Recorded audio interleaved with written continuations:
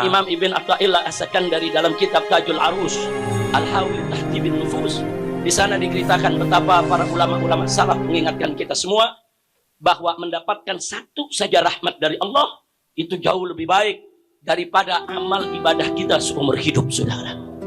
Loh, kenapa? Karena kita ini hanya bisa masuk surga dengan rahmat Allah, bukan dengan amal kita, saudara. Segunung kita punya amal, belum tentu bisa memasukkan kita ke dalam surga tanpa rahmat Allah. Tapi dengan satu rahmat saja Allah berikan kepada kita cukup untuk memasukkan kita ke dalam surganya. Makanya para ulama salaf, saudara, pernah mengatakan, mereka bersumpah demi Allah, aku mendapatkan satu rahmat dari Allah lebih aku suka daripada amal ibadahku seumur hidupku. Karena amal ibadah seumur hidup belum tentu Allah terima, belum tentu mendapatkan rahmat. Tapi kalau satu rahmat sudah Allah berikan, saudara, maka segala amal ibadah kita akan diterima oleh Allah. Kekurangannya akan disempurnakan, dosa kita akan dimaafkan. Jadi sekali lagi, kalau satu kali selawat buat Nabi, Allah melimpahkan 10 rahmat untuk kita. Jangankan 10 rahmat, satu rahmat udah cukup buat modal masuk surga, ya ikhwan. Bagaimana 10 rahmat? Bagaimana kalau kita berselawat 10 kali, 100 kali, 1000 kali? Saudara, setiap hari kita berselawat kepada Nabi kita Muhammad Sallallahu Alaihi Wasallam, maka insya Allah Allah Subhanahu Wa Taala akan melimpahkan rahmatnya untuk kita semua. Nah, karenanya jangan kaget kalau majelis-majelis sufi, majelis-majelis sholihin di mana-mana tempat, bukan di Indonesia aja, ya kawan, di seluruh dunia, saudara, itu dipenuhi dengan zikir-zikir dan sholawat, ya kawan. Di samping ada majelis ilmu, di samping baca kitab, di samping ada nasihat, mereka nggak lupa. Mereka ajak umat untuk banyak-banyak baca sholawat, berzikir, baca wirid. Kenapa? Karena semua itu bisa mengetuk pintu rahmat Allah Subhanahu Wa Ta'ala. Karena sebagaimana Nabi sampaikan kepada kita, saudara, tidak ada yang bisa masuk surga kecuali dengan rahmat Allah, saudara. Sampai tatkala Sayyidatuna Aisyah radhiyallahu taala anha bertanya, "Wa anta ya Rasulullah?" Lalu bagaimana dengan Anda ya Rasulullah? Apakah masuk surga juga dengan rahmat Allah? Nabi mengatakan, ya, nggak ada yang bisa masuk surga kecuali dengan rahmat Allah. Cuma hati-hati, ada yang mensalah tafsirkan hadis ini. Apa dia bilang? Nabi sendiri belum tentu dapat rahmat. Astagfirullahaladzim. Ini tafsirnya ngawur ini, ya. Ini bukan pakai tafsir Jalalain ini, tafsir jalan lain dia pakainya. Na'udzubillah min.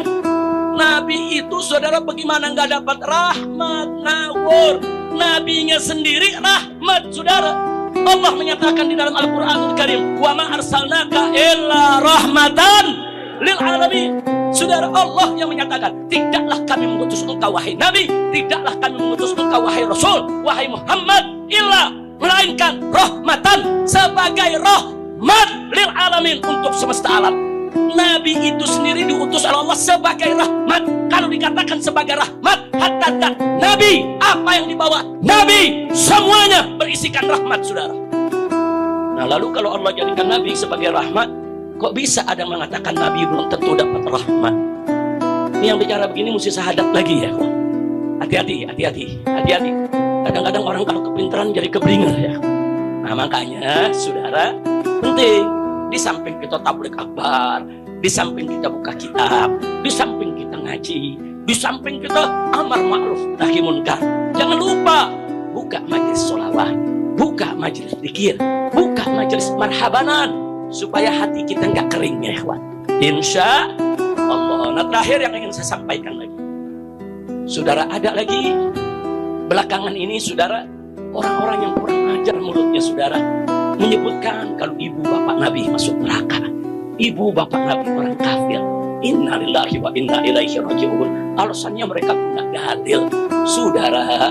Ya, kalau dalil mereka pahami secara zahir, kalau dalil mereka pahami secara kaku, kalau dalil mereka pahami tanpa melihat dalil yang lain, ya seperti itu. Itulah hasil pemahamannya. Nah, dalam Islam ini luas. Memahami suatu dalil harus lihat dalil yang lain. Memahami suatu dalil harus lihat konteksnya. Untuk memahami suatu hukum, saudara, kita harus secara komprehensif menghimpun dalil-dalil yang ada untuk kita pelajari, kita simak, kita lihat, sehingga kita bisa mengambil kesimpulan yang benar. Saudara, sebagaimana kita ketahui, saudara, bahwa kubur Nabi Sallallahu Alaihi Wasallam, kuburnya Nabi, makamnya Nabi, saudara, itu disepakati oleh Ahlus Sunnah wal Jamaah sebagai afdalu buq'atin fil alam, sebagai satu buq'ah, satu tempat yang paling afdal di atas muka bumi ini, saudara. 5. Kenapa? Kenapa? Lidhammihi jasad Nabi sallallahu alaihi wasallam. Karena kubur tersebut menghimpun jasad Nabi kita Muhammad sallallahu alaihi wasallam. Kalau di situ nggak ada jasad Nabi, dia nggak menjadi buq'ah yang paling mulia, saudara. Dia menjadi buq'ah yang paling mulia karena di dalamnya dia menghimpun jasad Nabi kita. Pertanyaannya, saudara, kalau tanah menghimpun jasad Nabi yang sudah meninggal dunia menjadi buq'ah yang paling mulia, sebagaimana diyakini oleh para ulama Ahlus Sunnah, lalu bagaimana dengan batnih ummihi Aminah? Lalu bagaimana dengan perut ibu Nabi Sayyidatuna Aminah yang Nabi bersemayam di dalam perut tersebut selama 9 bulan, tumbuh berkembang, digagak, disayang sampai ditiupkan ruh? Kita ingin mengatakan bahwa perut itu akan masuk neraka jahanam.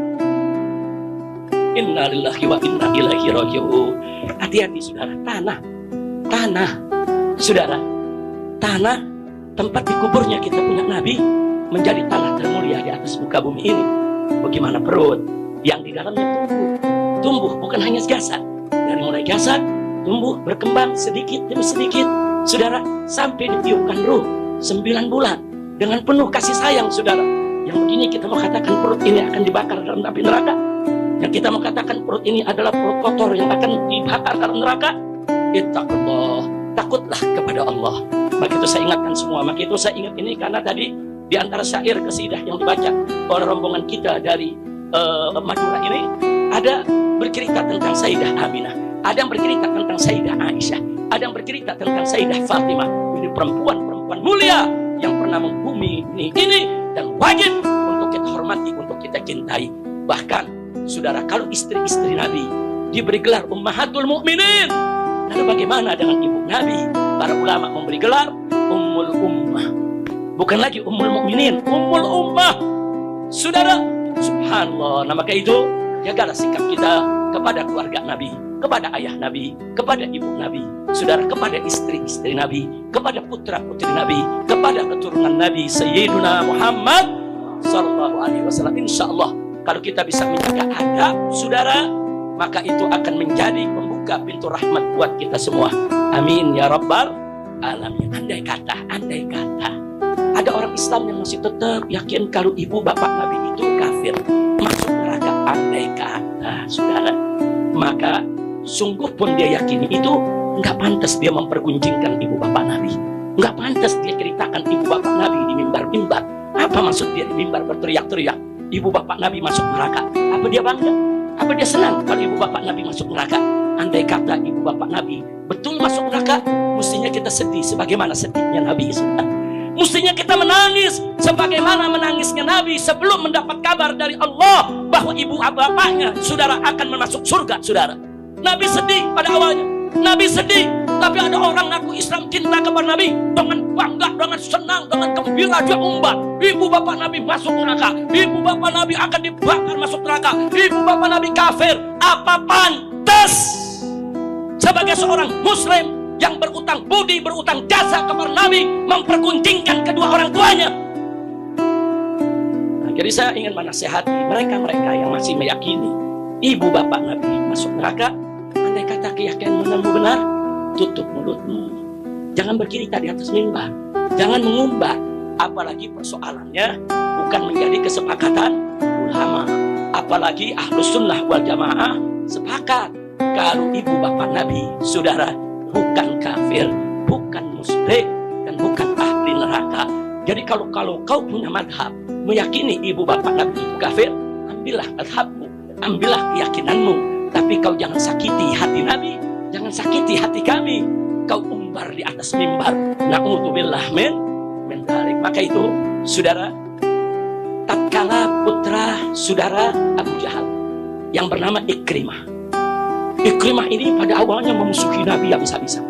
Bahkan sampai Nabi mengumumkan pada saat menaklukkan kota Mekah, andai kata Ikrimah bergelantungan di sitar Ka'bah sekalipun, halal darahnya untuk ditumpahkan. Jadi kalau siapa umat Islam yang mendapatkan Ikrimah, bunuh. Perintah Nabi ya. Nah, akhirnya apa? Ikrimah melarikan diri dari Mekah. Nah, begitu melarikan diri dari Mekah sampai ke Jeddah, sampai di pinggir laut, saudara, dia kebingungan. Nah, sementara istrinya di kota Mekah sudah masuk Islam. Istrinya kejar sang suami. Begitu dikejar di bukit, lari kemana?